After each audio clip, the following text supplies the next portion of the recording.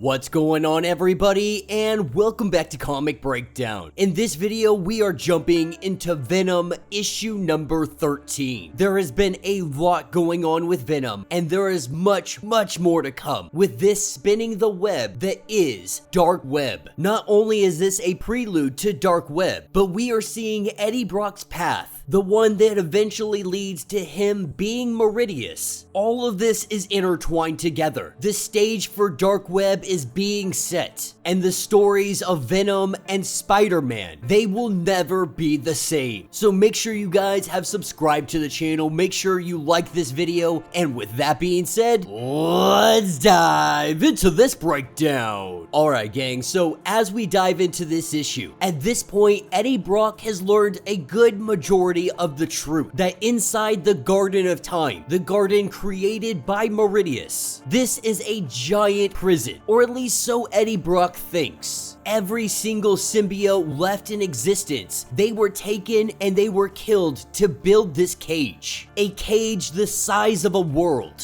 And that means if Meridius kills every single symbiote to create this prison, that means that Eddie Brock has killed every single symbiote to build this prison for himself. With every King in Black here in this prison, he knows that this is something he can no longer change. A fate that he can no longer escape. Learning this after he watched Bedlam, a version of Eddie Brock, stab Dylan Brock right through the chest. This is where we have a conversation between Wilde and Eddie Brock. And Wilde is the version of Eddie Brock that eventually becomes after Bedlam. After all that anger cools down inside of Venom, he transforms into what comes next. So for those that are maybe a little bit confused on this conversation and on who is who, we will call this current version of Eddie Brock, Eddie Brock. Any future version of himself, we will refer to them by what their name is. So this purple symbiote, being Eddie Brock, is Wilde. He will eventually turn into Tyro, and Tyro will eventually become Meridius. But Wilde has come to Eddie Brock to apologize. Wilde is more of a joke-making version of Eddie Brock, no longer being filled with anger. After Wilde had transformed into what he is now from Bedlam, he tries to see the funny in life. He tries to see the humor in everything. Coming to Eddie Brock and letting him know that he wants to apologize. Eddie, in a fit of rage, he starts punching. He is livid right now because he just watched his son get impaled by Bedlam, with Wilde letting him know to get this out of your system. For Eddie, this is very hard because Wilde was Bedlam, which means Wilde is the one that stabbed his son. And Wilde tries to say that at the time it made sense. But for Wilde, this is in his past. For Eddie Brock, this is his future. Eddie Brock talks like he is very upset. The truth is, he is going to stab his son anyway. This is where we see Bedlam begin to arise inside of Eddie Brock, becoming the next version of what he is. He stops himself and he is able to get it under control. Get it under control before he fully turns over. And Wilde lets him know that Dylan is still alive.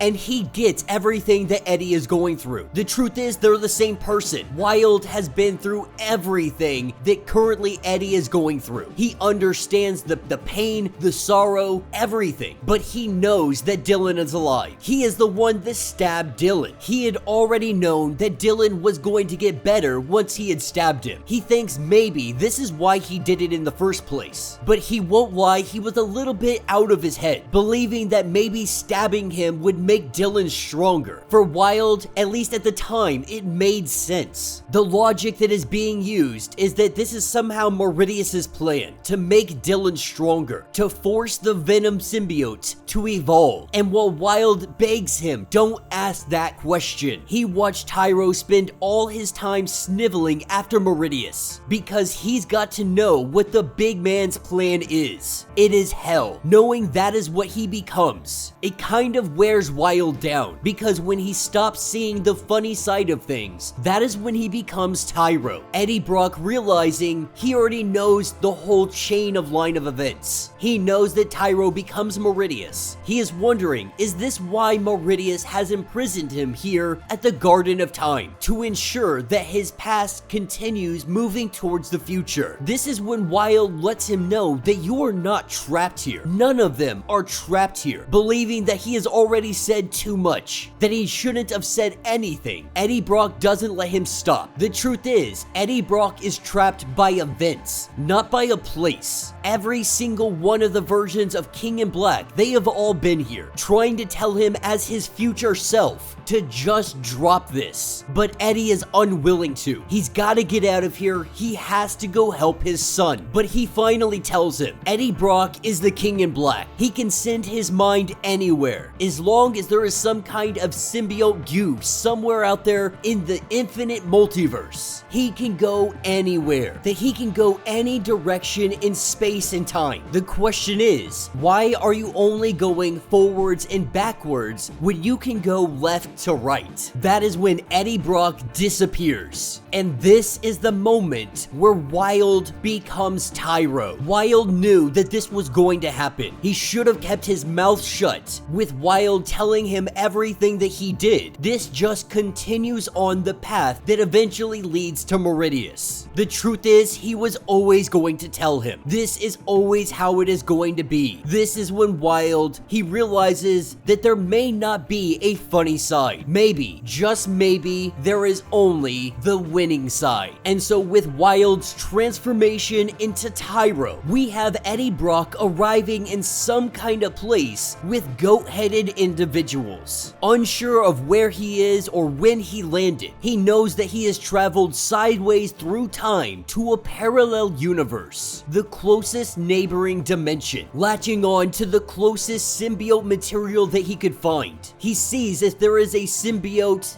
inside of his mind, inside of this goo that he found. But what he found was nothing more than a simple scrape of symbiotes, which means there is no kind of consciousness or codex that is currently connected to it. It is nothing more than a husk that he has found in this dimension. Like a bug in a bottle, he is being examined, being able to break free. Doing his Eddie Brock thing, he bounces around the room. As one of these monsters try to eat him, we see him burst out of the man's eyeball. And throughout this, we are getting a ton of little hints on exactly where he has landed. But Eddie Brock is very unsure of this location still. After killing the master, he asked the apprentice to help him out, that he just saw what he did to his master. The only thing that Eddie Brock is truly asking is to make me bigger, making him roughly about 8 feet tall. This is only further proving that he is in fact becoming Bedlam. But the apprentice says something that makes everything click inside of Eddie Brock's mind, that time is warped inside of this realm, that his master may be dead in the now, but in the past he is still alive, and time can take more than one track. This is when he realizes that he is in Limbo, a dimension where you can die in one future and still be alive in another, a dimension where time forks and crosses over itself. No longer feeling the pull of the Garden of Time, he is hoping that he can make it back to Dylan. This is when he gets attacked by a horde of goblins, releasing solid flame arrows at him. He takes the pain, taking every one of those arrows and shooting them back at the goblins. We see them drop one by one. The person inside the carriage, recognizing that Venom looks very familiar to her new friend. With Eddie Brock overhearing this, he is wondering who this individual is. Who is this other symbiote that may be in Limbo? But we have Eddie Brock who begins taking on the goblins. One by one, he is able to defeat them, knocking them down to the ground, knocking them unconscious, trying to talk to the one that is in charge. This is when she steps out, letting him know that they really should get to know one another, because this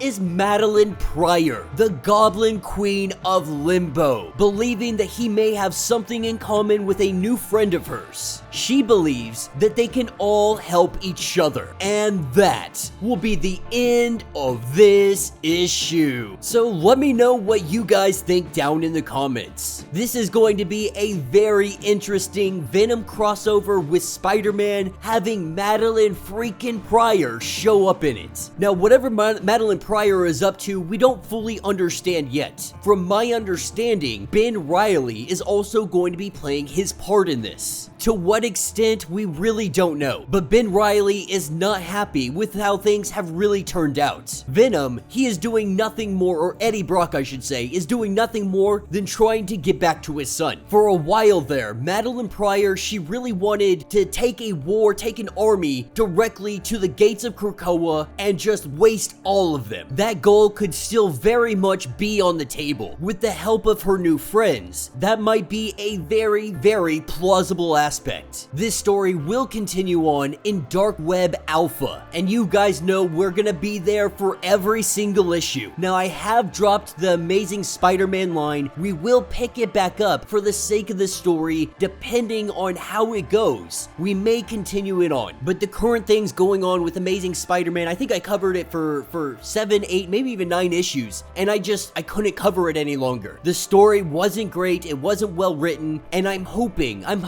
that Dark Web really just revitalizes it and brings Spider-Man fans back to the pages. But the most important thing to take away from all of this is that Eddie Brock, every step of the way, he thinks that he may be fighting against the future that is going to come, his inevitable turn into Meridius. But every single step so far is showing us that he cannot fight fate, that Meridius is in his future, it is inevitable, and it is going to happen. It is only a matter of time before we see Eddie Brock transform into Bedlam. So let me know your thoughts, let me know your theories. If you would like to get caught up on everything going on with this series, be sure to check out the link in my description as well as the top of this video. It is going to get you completely caught up on everything going on with Venom, Spider-Man, and Carnage. If you would like to support the channel, you can always do so by joining the channel membership, much like Patreon, having 5 different tiers, from $1 to $50, from loyalty badges to getting free comics every single month. Not only does it help out the channel tremendously, you are getting tons of perks in the process. Now, if you are unable to do that, do me a favor, subscribe to the channel, like this video, hit that notification bell, and with that being said, until the next breakdown.